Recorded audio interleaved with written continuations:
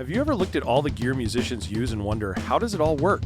My name's Dustin, and my family and I are setting out on a quest to inspire both adult and kid musicians to create new sounds together and learn all about what it takes to produce great music. We'd like to invite you along on the journey as we explore the gear professional studios, musicians, and hobbyists use to create their art. We'll take a close-up look at the gear and ask, what's this button do? Hello and welcome to this week's episode of What's This Button Do? I'm your host Dustin, and today we're going to be talking about a crazy studio trick called doubling. Now, a few weeks ago, you guys saw in the intro on episode 2, something kind of weird happened. I had sent out the episode for a couple of my friends to review, and my good buddy Nate over at Palen gets a hold of me. He said, Dustin, I like the episode, but there's something weird here.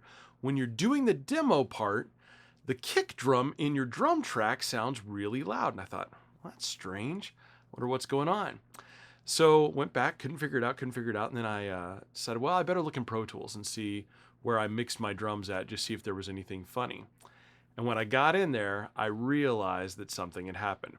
I'm going to show you what that is right now. Let's jump over to the computer and take a look. Okay, so let's take a look at Pro Tools. What you're going to see is I've got all of my drums set up over here on the right-hand side. And this is my main kick drum here. So when you listen to what was happening, here's what's going on.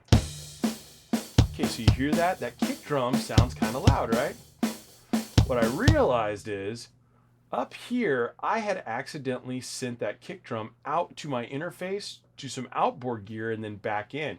So what was happening is that track, that one little kick track, was being doubled as it was playing and as it was playing back into my speaker setup.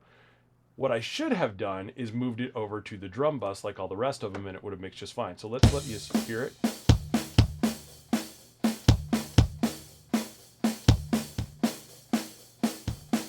Now you see how that kick drum just drops out. It's not being doubled anymore. There's not two drum tracks that you're hearing.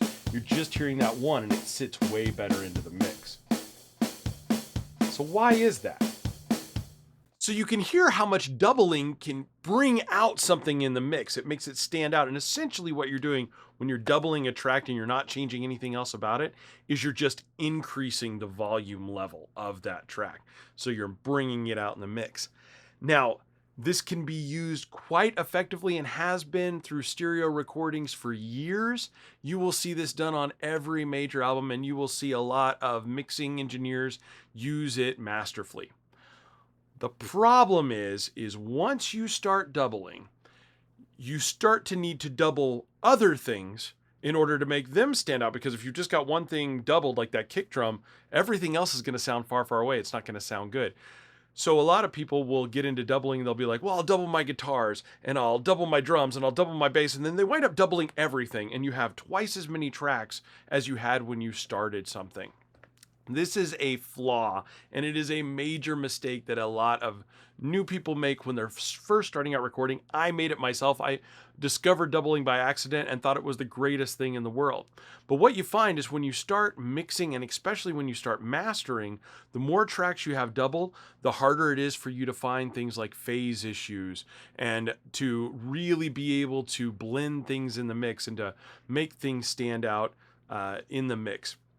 So how can we use it effectively? Why would anybody double then if it's just going to be a pain in the rear? Well, I'm going to walk you through how to do it effectively using guitar recordings. And to do that, I'm going to show you how I like to record guitars. I use a technique called wet, dry, wet. And what that is using 3 amplifiers to record one drum track. And this can be also used live. When I play live, a lot of times if I've got the room and I've got time to set up beforehand, I'll set up 3 amplifiers and mic them or just have them on the stage 3 ways. And what I do is I use the center amplifier, so it'll be the speaker that's standing right behind me. It will be my Soldano 100 set up perfectly clean, and my pedal board will just run my drives, my fuzz pedals, and my EQs to that amp. It's split off in my pedal chain and runs to that amplifier, and then my pedal board goes out to 2 other amps where I'll have my, what I call the wet effects, the reverbs, the delays, the chorus pedals. All of those will go out to just the 2 amps that are on the side of the stage, not to my 1 center channel amp. Now, live, what this does is when you have a delay, it kind of gives you a ping pong effect. You'll hear the delay over here, you'll hear the delay over here, but then you hear the guitar playing right in the middle.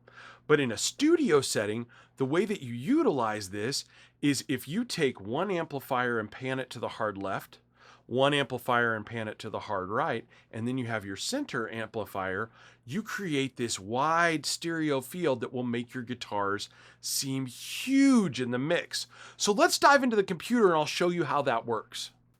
All right, so we're gonna take a look at how to use a wet, dry, wet reg effectively.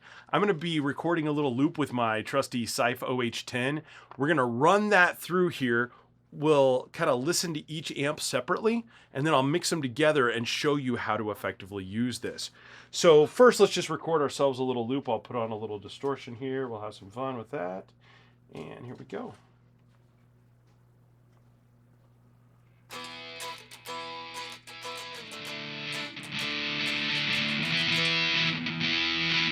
All right, that should do it.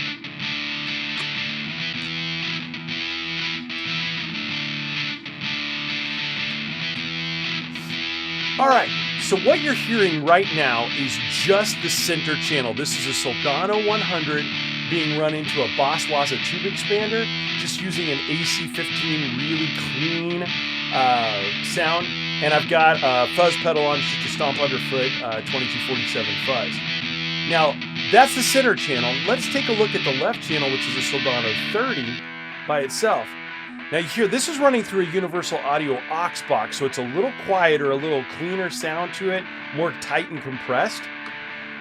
Now I'm also using a Victory Copper, which is very much like an AC15, AC30 kind of sound, which is a little bit more treblier. So that's going to be on our right-hand channel here. You can hear it's a lot brighter. So if I just use the two that are running through aux boxes together, that's my left and my right channel, you can hear. It's a little quieter, but it's got a really neat blend to it. And then when I bring that center channel in, you can hear how that just brings it all together, but it widens that stereo field. Listen to the center again. And now let's widen it out.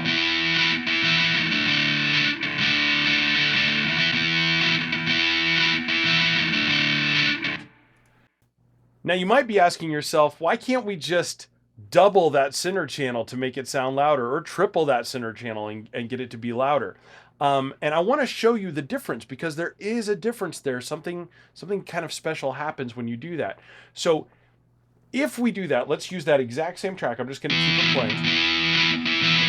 And instead of widening the stereo field, I'm going to add another copy of it. Now here, it didn't widen it. It just made it louder. Let's add another one. Now it's even louder. But now watch what happens. Instead of doing that, let's widen that field.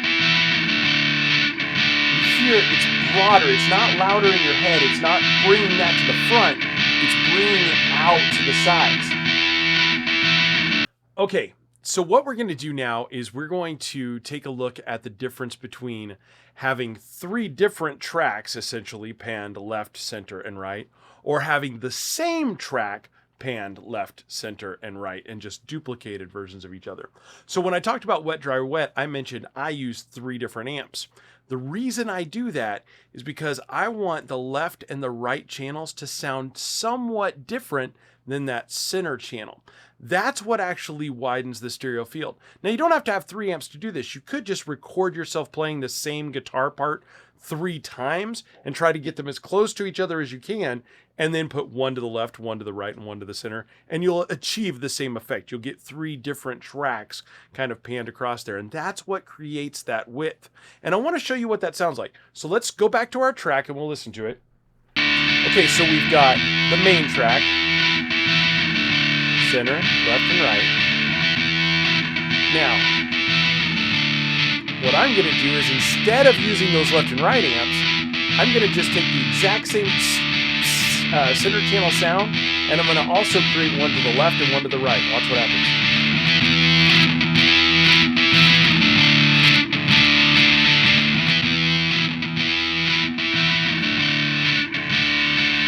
See how much wider that sounds when you have 3 different tracks versus the same track right in the center?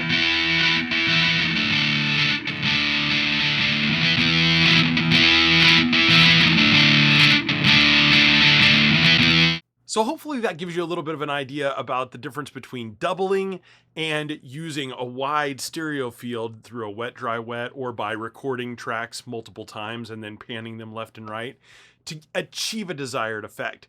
Doubling increases the volume. Using different tracks layered in different places in the stereo field widens the depth of your field and creates more of a space for you to use. Now, both of these are great. You can use them to different effects. Sometimes you don't want to have too wide of a stereo field on your guitar. If you want your guitar to be focused and make it feel like there's a guitarist right here on the left side of the stage, you don't want a big wide field. You want it very narrow. But when you're trying to fill in a big wall of sound, or maybe you're doing some ambient music, it's nice to have that stereo spread to keep that sound just going and really make it interesting to the listener's ears versus just doubling the track and panning it to create an extra loudness that doesn't really add any audio interest. So that's it for this week's show. I hope you'll join us next week. We're going to be talking about one of my favorite subjects of all time, the fuzz pedal. I'm going to be showing you a few of my favorites and walking you through some of the different sounds that you can get from muff style fuzzes versus bender styles, and just giving you some ideas of how to use a fuzz effectively in your mix. So please join us if you have a few minutes for that. As always, I'd like to thank my friends over at Palen Music for supporting us. You can see a link to their website down below, or if you have a chance and you're in the Kansas or Missouri area, make sure to swing by one of their shops and take a look. They have some amazing stuff in stock. And if you get a chance, please visit us on Instagram at What's This Button Do and give me a like. We're going to be posting some new things on there over the coming weeks, some little teasers and just some extra content outside of the show. Thank you so much for joining us. Have a wonderful week, and we'll hope to see you soon.